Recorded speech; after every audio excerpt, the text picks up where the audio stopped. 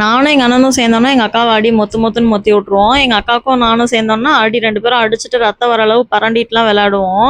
அதே மாதிரி நான் அவளை கீறி விட்டு நெஞ்சிலலாம் ரத்தம் வர வச்சுருக்கேன். அந்த மாதிரியெல்லாம் பயங்கரமாக சண்டை போட்டுக்குவோம். ஆனால் நீரஜ் வந்து விஹான் மேலே அவ்வளோ பாசமாக இருக்கான். என் தம்பி அப்படின்னு சொல்லிட்டு சாட்டர்டே நைட் வந்து டின்னர் சாப்பிட்டுட்டு அவங்க அப்படியே கிளம்புறதா தான் பிளான். நாங்கள் போய் டின்னரில் உட்காந்துருக்கையில கூட நான் விஹான் பக்கத்தில் தான் நிற்பேன்னு சொல்லி வந்து நின்றுட்டு இருந்தான். இப்போ கிளம்பும்போது பயங்கர அழுகையில் பிடிச்சிட்டான். நான் விஹானை தூக்கிட்டு போகிறேன் அப்படின்னு சொல்லிட்டு.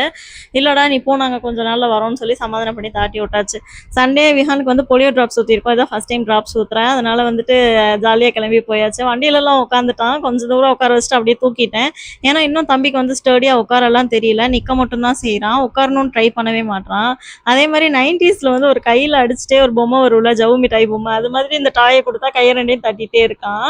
இன்னைக்கு ஈவினிங் வந்து முட்டை பப்ஸும் குலோப் ஜாமும் செய்யலாம், அக்கா வீட்டுக்கு கொண்டு போகலாம் அப்படின்னு சொல்லிட்டு மதன் வந்து செய்ய சொல்லியிருந்தாரு. நான் வந்து இந்த முட்டை பப் ஷீட் வந்து ஆன்லைனில் வாங்கியிருந்தேன். இது வந்து எனக்கு நானாக செஞ்சு ட்ரை பண்ணணும்னு ஆசையாக இருக்குது. இந்த வீக்கெண்ட் ட்ரை பண்ணலாம் அப்படின்னு சொல்லிட்டு இருக்கேன்.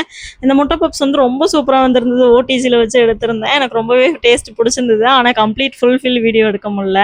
பை கைஸ், நாளைக்கு இன்னொரு வீடியோவில் பார்க்கலாம். மறக்காம சேனலை சப்ஸ்கிரைப் பண்ணி வச்சுக்கோங்க, ஃபாலோவும் பண்ணிக்கோங்க.